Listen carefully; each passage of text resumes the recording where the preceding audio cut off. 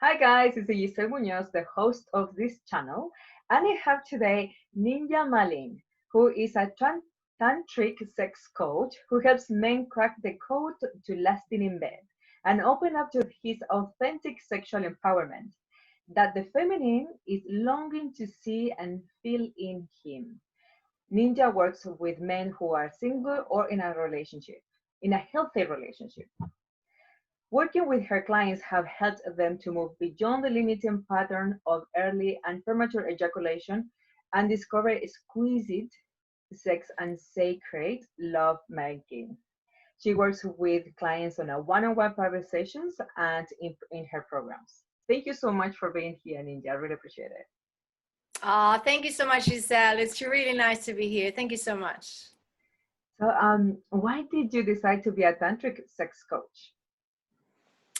Yeah, so tantric sexuality or sacred sexuality or sexuality that has, a connection to love and meditation and consciousness, that's been something I've been into since pretty much 30 years when it first started for me, when I traveled to India in my early 20s and lived in an ashram, and also met a lover that was 15 years older than me and who was a tantric man. So I had my early experiences with him, which really showed me something that I couldn't sort of undo. Could not forget what I had experienced. So that set a really high bar for me. And then through life, that's something that I explored in my relationships, and I've pretty much always been on a alternative path in life. That's also, I've been living now in Byron Bay for the last 25 years, which is a bit of a bubble as well in that sense. So that's always been something that's a way of life for me. But when it comes to working with this, it's only in the last 5 years that I've been working with men, and it came to the point when I felt that I really wanted to use what I had learned and experienced to help others, because I realized that there's a lot of confusion in this world and a lot of misunderstandings where a lot of people are sent off kind of in the wrong direction. And especially in regards to very common issues like premature ejaculation, men are given advice that doesn't work, so they give up. There's so much shame around these topics, and they don't talk to anyone about it. So there's very little help available, and that's where I felt, well, actually I do know how to help these people. So that became my niche that I've been developing now since a few years. Amazing, amazing, and that is totally right. What I'm hearing here is, um, for men has been an issue, and for some guys it's like shame that area, and they For don't talk. sure. They Yeah, talk keeps either so with shame the, about these things. Yeah. they don't talk Yeah. either with the partner about it and how they can deal Yeah. with it because it's a problem they have by themselves, and they try to Yeah. deal with it, but they're not dealing with anything, and the relationship is getting worse and so on. So it's I very, very know. important, this topic. Yeah, and it affects all the other parts of life, really. So Yeah. that's other parts of life, which Yeah. I didn't know, and I don't know. So, since what age is important to know about sex and how we can explore that? That's a good question. What I'd say, as soon as someone is interested and shows the interest. So this can start in childhood, and I think for parents, it's good to answer and respond, but only as much as the child is asking for. We don't have to give them any extra information, just as much as they are, asking for. We can answer that. And as they get older and, start using computers and things like that, I think now more than ever, it's important that we give our side of the story to counteract the massive influence of porn, for instance, that's available now. A child, as soon as they can type the word fuck, they will open up a whole universe of really pretty scary stuff. It happened to a friend of mine. Her child was only just learned to spell and typed fuck into the computer, and saw things that we don't want our kids to see at that age. So but especially for teenagers, I think it's super important that as parents we have conversations with kids about the alternatives and what's possible and what's unhealthy approach to sex, because they will find out about it, and they will find out through the lens of pornography, which is pretty twisted. you know. And I'm not here to kind of just also talk down on porn, because lots of people use porn and they're happy with it, so each one to their own. If people are happy with that, then fine. But there's also a lot of people that suffer the effects of porn addiction and problems that come from that. So yeah. Good to know. This is so good to know. And how important is healing ourselves with our sexuality? Yeah, good question. So for me, the way I see, sexuality is, it's really, it's a natural part of life. It's a life force, and with all life force, we can't kind of ignore it and suppress it, because it will come out in some way. It will affect us, even if we pretend it's not. So, our sexuality is not just about having sex with another person. Sexuality, the way I see it, is really part of our natural life force, in the way that it's in us all the time, and you can even, again, example of the child, I'll be careful how I say this. So with children, they have sexual life force in them as well, even though it's in an innocent form still. But that is the energy that gives them all that energy to bounce around and be alive and have fun. And as we grow up, we start to suppress that, and all that aliveness becomes suppressed, usually in the kind of lower parts of the body, where we kind of try and keep it all pent up. And if that's doesn't have a release in the way that we can live and breathe and move with this energy and express it, then we can start having issues of different kinds, So for me to be at home in my own body, and to allow myself to be open and to feel and to express and to move, that is, just as important in a way as having sex with someone. It's very much interconnected. So even if I don't have a partner, or someone doesn't have a partner, they can still have an alive connection with the sexuality, and that can come through in lots of different ways, through movement, breathing, really connecting with our body, self-pleasure, lots of different ways. So that sexual embodiment for me is something that's I work with a lot, and that I see, is so important when it comes to really feeling at home and accepting of ourselves as, full, whole sexual beings. Yeah, I know. This is so good. What I wanted to say is, I know you work with men, and personally, I work with women, and I Yeah. in the women's with I work with, they have issues about touching themselves or masturbating themselves, because Yeah. has been how can I say this, like a forbidden since little girls. Yeah. That's Yeah. a bad thing to do, and or it's against the Bible of certain religions. I don't want to talk about much of that, but Yeah. I'm talking about the cases I have, and Yeah. it's important to do this and to know ourselves even better, because like that we know what we like when we are with our partner sexually, and Exactly. Yeah. Yeah, it's like, whatever we want to experience with another person, we need to first connect with that in ourselves, Mhm. And that's something I talk about all the time with the men, because they want to, do everything to please the woman. That's the common theme, it's all about pleasing the woman, they really want to do that.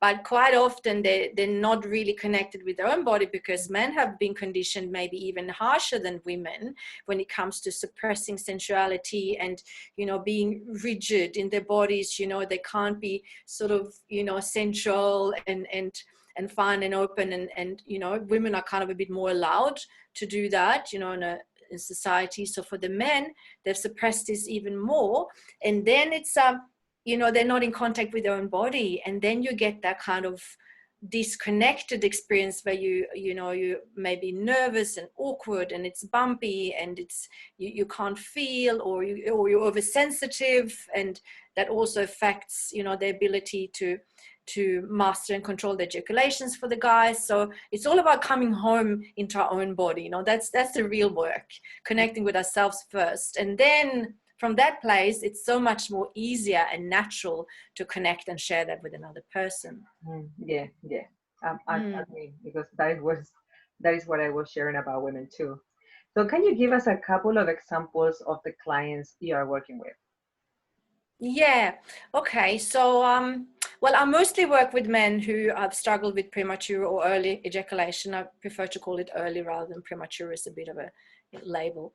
So with the early ejaculation pattern, when a man ejaculates within seconds or let's say just a few minutes, that's so common, 20 to 30% of men, and even the rest, even more than that, it seems that most men only last for, let's say, up to 15-20 minutes when they have sex. And one of my clients that came to me, he was in that pattern, and he was already sort of, I think, in early 40s, and married with a child. And he really wanted to break free from this because he felt like he was always letting his partner down, because if the man can't go there with the woman, then the woman doesn't get to experience the potential for herself either.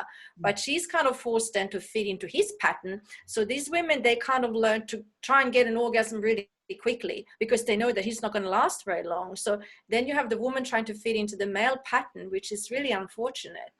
So that's why it's so important for the man to learn to master the ejaculation so that, he can go with the woman to the fullness of her potential and also discover for himself what he's made of. So this client, I'm thinking of a really beautiful guy that I loved working with. So yeah, he had that pattern of ejaculating really, really quickly every time. And he put in a lot of work during the weeks that we worked together and had really great results, and it's a good example also because he had a really good relationship with his partner. So she was into practicing with him, because if the partner is not, then I can't really work with the man. So that was a really good example of where they really worked as a team. And he learned to last a lot longer and start to experience really what lies on the other end of that early ejaculation pattern, because as long as you stay within those confines, you don't know what's on the other end, And he sent me, some, messages in like, they'd been making love for like 45 minutes one day. And they were both like blown away from it because that's something that he'd never experienced in his whole life, And I also ended up getting a testimonial from his wife, which was really beautiful, where she was saying that it's like after 14 years or something of marriage, it was like sex was new again for them, which is really great to hear. And I also, based on that, I've created also an ebook program for the women, for the female partner of these men, so that they can know how to help him. Because as a woman, you can kind of help or undermine his progress there if you're not really sure about, what to do. So it is really important that the woman supports the man in this. And, I work the best I can to teach the men how to, put that out to the woman, how to share with them. But even for women that are with a man who is not working with me or even doesn't want to know about it, it can help to have the information and know how you can approach it, how you can hold the space for your man so that he can, learn to last longer. And you wanted me to share those, maybe just 3 points or something? Yeah, if you wanted to. Yeah. I'm so Because I started saying it, they're gonna go, well, so what is it? Well, look, in simple ways, help him to slow down. Really, really help him to slow down. And that's like at least 4 times the normal speed, And he slow down even to the point of being completely still if he needs to. If he gets that aroused, then sometimes you can just completely stop. And also let him know to not try and give you an orgasm. Because this is what really ruins it for these guys. Because if he's struggling to last, and then at the same time he's trying to give her an orgasm, it just doesn't work. It's like opposing forces. So what can really help there is to tell him, don't try and give me an orgasm. Let's just connect, be together, breathe, and move slowly. And from there already it takes away so much pressure from him of trying to make something happen. And then it gives you the opportunity to just really be in the moment and connect. And from that, so much magic starts to happen. It's like sensuality and sensitivity starts to expand in each moment when we're not rushing for a goal. When we're rushing for a goal, we don't smell the roses along the way.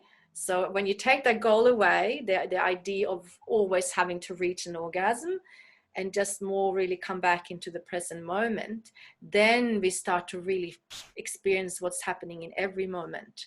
And in that, we can start to tap into multi-orgasmic potential and our ability to really be orgasmic in everything, not just in a peak or the classic climax. So yeah, that's a little bit of in a nutshell. Okay. About the ebook, thank you so much for sharing this information. Really appreciate it, because I can imagine this information can serve a lot of people and couples, and so men and women, and as well, if you are watching this and you know somebody who needs this information, please share with them or comment below. And Ninja, about the ebook you mentioned before, about this ebook is for women who has these partners.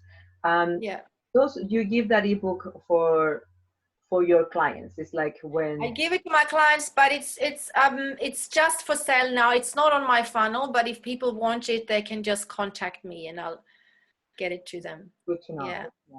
And where, if men or women want to connect with you, where they can connect with you? So different ways. So there will be the links underneath this video, as I understood. So it's on Facebook. I'm Nitya Mahlynn on Facebook. And then on Instagram, Tantric Frequency, and on YouTube, and also Nitya Mahlynn. So they're my main platforms, and just email as well, nitya@authenticitycoaching.com.au. I'm going to add all of your social media below in the description of this video. Thank you so much. Thank you for all of this information, which I found is really valuable. Thank you. And thank you so much, guys, who is watching this video. And if you have any questions or any comments, please leave it below and I will connect with you. I will answer you. If you want to connect with Ninja, remember the description is in all of her social media will be in the description below. Thank you so much for watching, and thank you, Ninja, for being here today. My pleasure. So much fun. Awesome. Okay. Bye, guys. Bye, Ninja. Okay. Bye.